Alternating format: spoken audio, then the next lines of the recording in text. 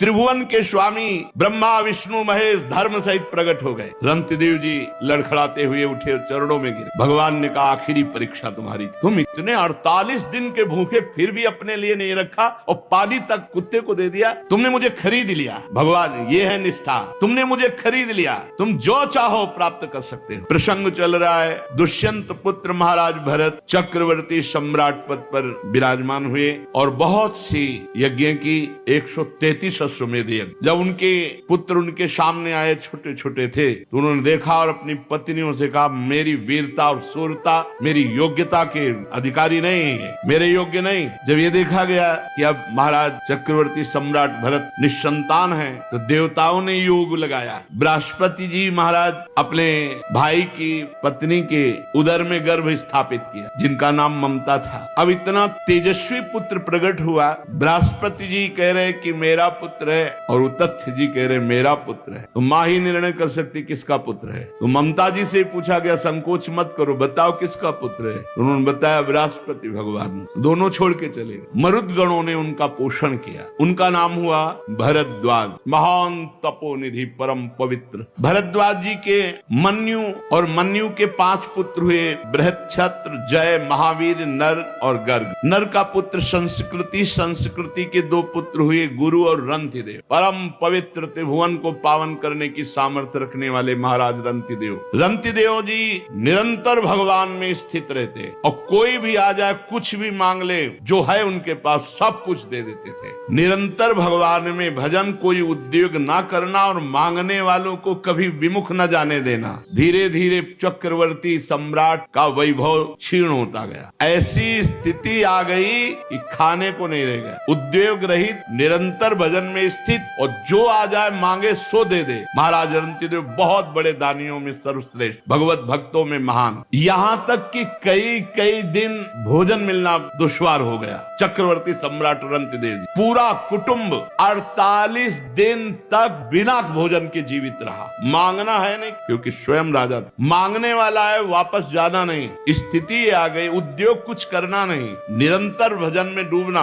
48 दिन तक पूरा परिवार 48 दिन पानी भी नहीं पिया। 49वें दिन प्रातः काल भगवत प्रेरणा से कुछ घी, खीर, हलवा, जल उपस्थित हुआ। 48 दिन के भूखे तो परिवार के लोग देखते ही एकदम, परंतु जो ही वो भोजन का भोग लगा रहे थे, भगवान अतिथि रूप में आ गए। ब्रह्म ऋषि रंतिदेव ने रोक दिया, परिवार बिल्कुल छूना मत, अतिथि भगवान आए। बैठ करके काफी मात्रा में हलवा और जो जो था सब खा के, जल ठंडा पी के, अभी वो जो बचे हुए कुछ कण थे उनको बांट करके प्राण पोषण के लिए पाना ही चाहते थे कि एक दूसरा अतिथि आ गया दरिद्र रूप में, महाराज रंतिदेव। रंतिदेव भगवान के स्मरण किए और वह जो बचा हुआ है दे दो। बचे हुए को अन्न में वो जो अतिथि रूप में आए हुए भगवान थे वो पाले। सोचा कि जो कण गिरे होंगे उनको जबान में रख देंगे, प्रसाद हो जाएगा तो कुछ तो प्राण का। इतने में कुत्ता आ गया, उसने कहा महाराज छूना मत, हमको चाट लेने दो, मैं बहुत दिनों का भूखा हूँ। रंतिदेव ने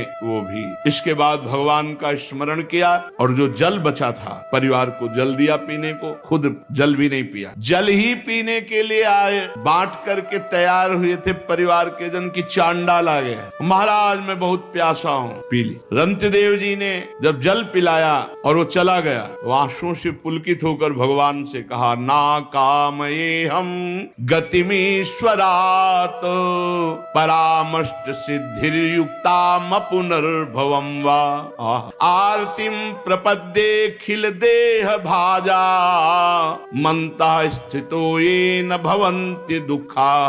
प्रभो मैं आपसे कुछ नहीं चाहता, न आठों सिद्धियां चाहता हूँ, न परम पद चाहता हूँ, न अपना कल्याण चाहता हूँ। मुझको एक सामर्थ्य दे दो, मेरे विश्व में कोई दुखी न रहे, सबका दुख मेरे ऊपर आ जाए। कोई भूखा न रहे, कोई प्यासा न रहे, कोई दुखी न रहे, सबका दुख मेरे ऊपर आ जाए और सब सुखी हो जाए। महाराज रंतिदेव जी, ये भगवान की भक्त की महिमा। मेरे को इतनी सामर्थ्य दो कि पूरे विश्व ब्रह्मांड का दुख मैं सह सकूं, मैं स्वयं भोगूं और कोई भी दुखी न रह जाए। ये प्राणी दीन हो रहा है, कोई जल पीना चाहता है, कोई भोजन के लिए तड़प रहा है, किसी की शरीर की पीड़ा, कोई रोग से ग्रसित है, कोई शोक से, कोई मोह से। मैं नहीं सुखी होना चाहता, हे भगवान सबका दुख मुझे दे दो, सब सुखी हो जाए। क्या हृदय भक्का। रंतिदेव जी ने भगवान भगवान से जे ही प्रार्थना की तो कुत्ता, चांडाल, भूखा अतिथि और ब्रह्म ऋषि, वो कोई और नहीं थे, स्वयं भगवान ब्रह्मा, शंकर, हरि, धर्म, स्वयं मूर्तिमान त्रिभुवन के स्वामी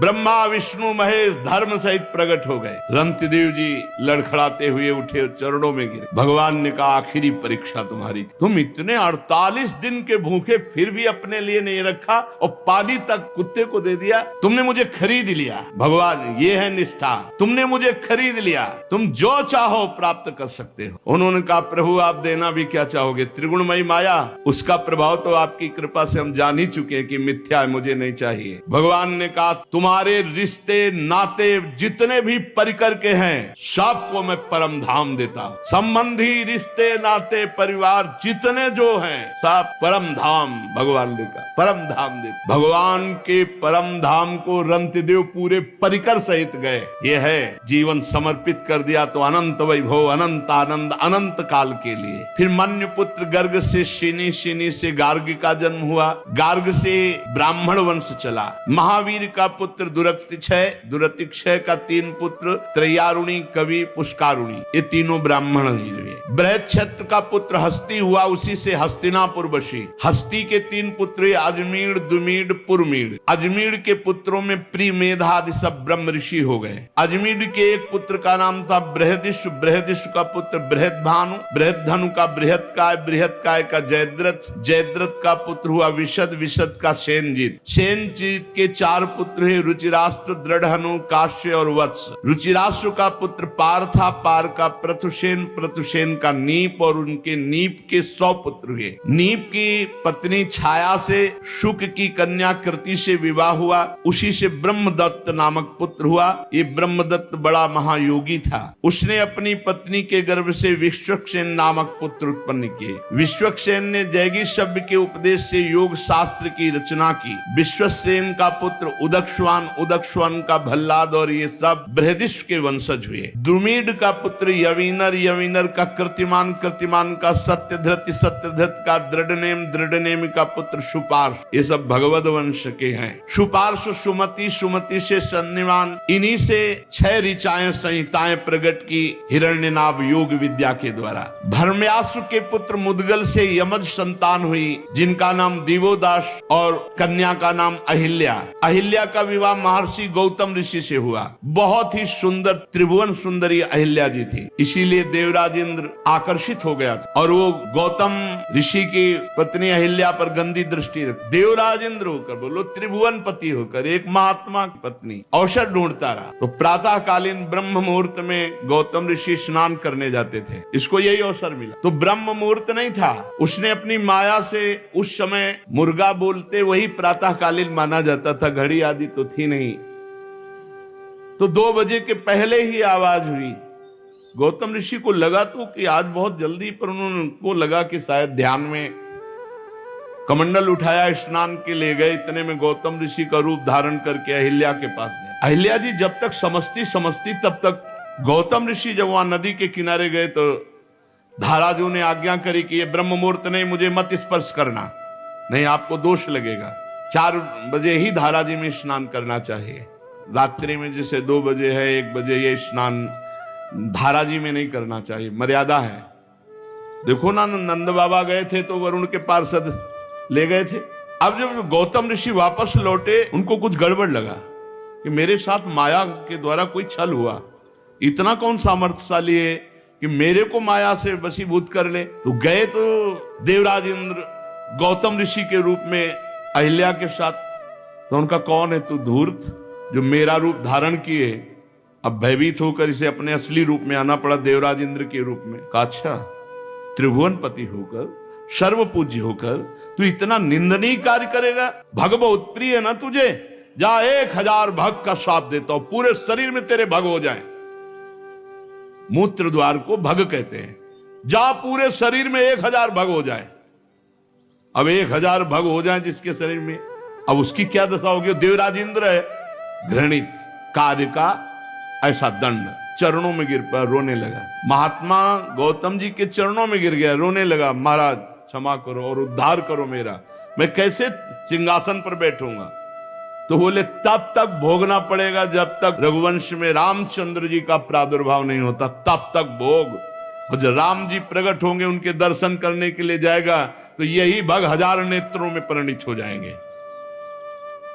शास्त्र नेत्रधारी भगवान इंद्र कहे गए। अहिल्या जी से कहा तुझे इतना ज्ञान नहीं कि तेरा पति का स्पर्श और अन्य का स्पर्श का कोई भेद नहीं। वो पति का रूप तो धारण कर सकता, लेकिन स्पर्श पत्थर की तरह पड़ी रही, तुझे ज्ञान नहीं रहा। जा, मैं तुझे शाप देता हूं कि तू पाषाण बन जा। तो उनका महाराज माना मेरी गलती, लेकिन आपका रूप था, बहुत विनय की। तो उनका जब भगवान श्री राम वनवास में आएंगे और तुम्हारा स्पर्श चरणों से करेंगे, तब तुम अपने स्वरूप को प्राप्त हो जाओगी। तो गौतम ऋषि के पुत्र हुए शतानंद जी, जो जनक जी के कुल गुरु पद पर विराजमान।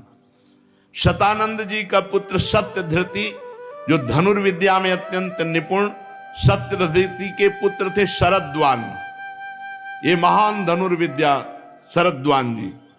एक दिन उर्वशी जी जा रही थी और शरद्वान जी ने देखा, तो देखते ही उनका ब्रह्मचर्य नष्ट हो गया। इतनी सुंदर उर्वशी जी। अब वो ब्रह्मचर्य मूंज में गिरा। मूंज एक लता होती, झाड़। तो उस वीर के दो भाग हो गए, उसमें पुत्र और पुत्री का जन्म हुआ। इतना तेजस्वी महापुरुषों का होता था। मूंज से पुत्र हो गए। जो पुत्र हुए वो कृपाचार्य और जो पुत्री हुई वो कृपी। महाराज शांतनु एक दिन शिकार खेलने जा रहे थे, तो वहां रोने की आवाज आई, तो देखा तो उन दोनों को दयावश उठा लिया। जो कृपाचार्य थे वो सदैव आचार्य पद पर विराजमान रहे, और जो कन्या थी वो द्रोणाचार्य जी की पत्नी बनी। दिव्यदास का पुत्र था मित्रेय। मृत्यु के 4 पुत्र हुए, च्यवन, सुदास, सहदेव, सोमक। सोमक के 100 पुत्र हुए, इनमें सबसे बड़ा जंतु उनसे प्रशत। प्रशत के पुत्र हुए महाराज द्रुपद। ये पांचाल नरेश महाराज द्रुपद, इन्होंने ही यज्ञ के द्वारा, यज्ञ करते समय उन्होंने इच्छा की, तो अग्निकुंड से भगवान अग्निदेव ने द्रौपदी जी को प्रकट, ये देवी है। और धृष्टद्युम्न पैदा हुआ, जो कवच कुंडल सहित, अस्त्र शस्त्र सहित द्रोणाचार्य का गला काटने में समर्थ। धृष्टद्युम्न का धर्म्याश्व और नरपति, ये सब पांचाल कहलाए। अजमेर का पुत्र ऋक्ष और उसके पुत्र शंबरण। शंबरण का विवाह सूर्य की कन्या तप्ती से हुआ। उन्हीं के गर्भ से कुरुक्षेत्र के स्वामी कुरु का जन्म हुआ। कुरु के 4 पुत्र हुए, परीक्षित, सुधन्वा, जन्नु, निषधाश्व। सुधन्वा से सुहोत्र, सुहोत्र से च्यवन, च्यवन से कृति, कृति से उपरिचर वसु और उपरिचर वसु से बृहद्दत्त। ये उपरिचर वसु बड़े ही महान भागवत थे। ये अपने तपोबल से ब्रह्मलोक प्राप्त किया और ब्रह्मलोक में बैठे हुए थे। वहां देवी गंगा पधारी। उपरिचर वसु की एकदम दृष्टि गई, सब सर झुकाकर खड़े हो गए, लेकिन ये गंगा जी की तरफ देखते रहे और गंगा जी भी उपरिचर वसु की तरफ देखती रही। ब्रह्मा जी ने कहा, ब्रह्मलोक की मर्यादा के विरुद्ध तुमने दृष्टि डाली, इसलिए तुम दोनों मृत्यु लोक को प्राप्त हो, और तुम्हारी परस्पर आसक्ति देखी गई, इसलिए तुम पति पत्नी के रूप में प्राप्त हो। उपरिचर वसु हुई, महाराज शांतनु के रूप में प्रकट हुए और गंगा जी ने उनको पति रूप में प्राप्त किया। बृहद्दत्त कुशाम्ब मत्स्य प्रत्यग्र चेदीप और चेदी देश के राजा हुए। बृहद्दत्त का पुत्र कुशाग्र, कुशाग्र का ऋषभ, ऋषभ का सत्यहित, सत्यहित का पुष्पवान, पुष्पवान के जहु नामक पुत्र हुआ। और बृहद्रथ की एक पत्नी से एक टुकड़ा और दूसरी पत्नी से 2 टुकड़ा ऐसे प्रकट हुए। अब बृहद्रथ ने देखा कि तो अलग अलग टुकड़े 2 रानियों से बेकार, तो किसी वृक्ष के नीचे गड़वा दिया।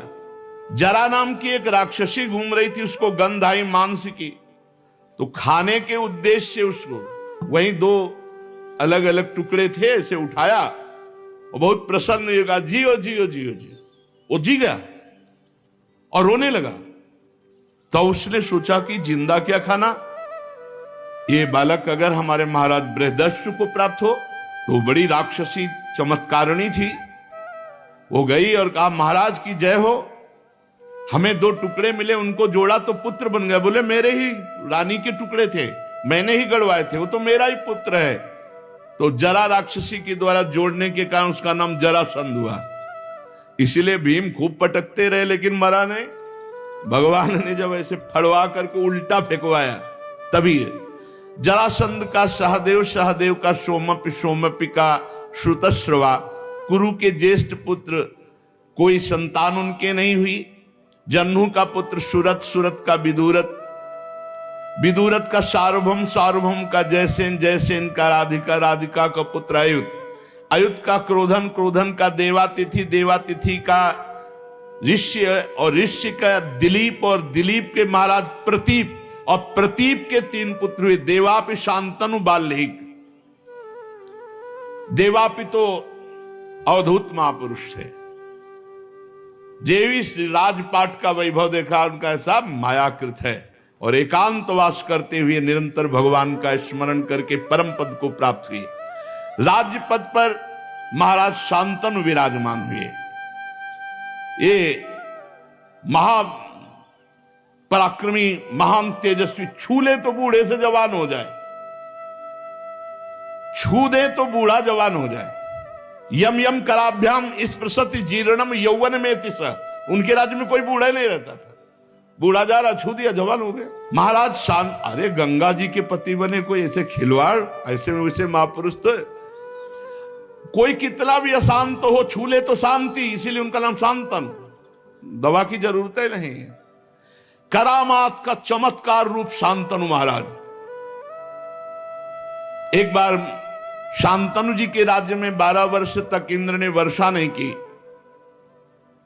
तो ब्राह्मणों ने शांतनु से कहा कि तुमने एक क्रम तोड़ा है, तुम्हारे बड़े भाई देवापि हैं और उनका विवाह नहीं हुआ, उन्होंने राजपद स्वीकार नहीं किया, और तुमने विवाह कर लिया और राजपद स्वीकार किया, उनकी आज्ञा तो हुई नहीं। अब उनकी आज्ञा क्या, वो तो विरक्त महापुरुष। तो कहा तुम परिवेत्ता हो, इसलिए तुम्हारे राज्य में वर्षा नहीं होगी, 12 वर्ष तक वर्षा नहीं होगी। महाराज शांतनु वन में खोज की, और देवापि जब मिले तो उनसे अनुरोध किया। शांतनु के मंत्री अस्मरात ने पहले उन ब्राह्मणों को भेज दिया था सूचना देके कि शांतनु आ रहे हैं, प्रार्थना करेंगे राज्य के लिए, आपका क्या विचार है। उनका कदापि स्वीकार नहीं करें, बोले आप अपने में रहना। देवापि निंदा करने लगे शांतनु जब गए, उन्होंने कहा मुझे राज्य गृहस्थ धर्म बिल्कुल, इसलिए फिर वो लौट कर, देखो तब दोष नष्ट हुआ, फिर वो लौट करके आए तो वर्षा हो गई। कलयुग में जब चंद्रवंश का नाश हो जाएगा, तब सतयुग के प्रारंभ में यही सब सिद्ध महापुरुष जो कलाप ग्राम में इस समय रह रहे हैं, स्वर्ग से ऊपर, स्वर्गलोक, तपलोक, जनलोक, महारलोक, इनमें बड़े बड़े सिद्ध रह रहे हैं। शांतनु जी एक दिन गंगा के किनारे घूम रहे थे, तो उनको एक सुंदरी मिली, वो गंगा जी ही थी। इनके पिता जो प्रतीक थे वो हरिद्वार में बड़ी तपस्या कर रहे हैं। गंगा जी प्रसन्न हुई और आकर के दाहिनी गोद में बैठ गए जांग पे, और प्रतीक ऋषि से कहा कि मैं बहुत प्रसन्न हूं तुम्हारे ऊपर, मुझे स्वीकार करो। तो उनका हाँ बेटी। तो उनका आपने बेटी क्यों कहा? बोले दाहिनी जंघा पुत्री का अधिकार। तो उनका मैं तो आसक्त चित्त होके आई थी। तो बोले मेरे पुत्र वधू तो मेरी पुत्री के समान ही रहोगी। तो गंगा जी उनसे कहा था कि आपका पुत्र हमसे प्रश्न नहीं करेगा मैं कौन हूं और मैं क्या करती हूं, ये प्रश्न नहीं करेगा। जिस दिन प्रश्न किया उसी दिन चली जाऊंगी। शांतनु जी ने देखा ही केवल गंगा जी को, इतना सुंदर गंगा जी, नजदीक गए और कहा चक्रवर्ती सम्राट महाराज शांतनु आपकी दास्ता स्वीकार करता है, क्या आप हमारी प्रार्थना स्वीकार करते हैं?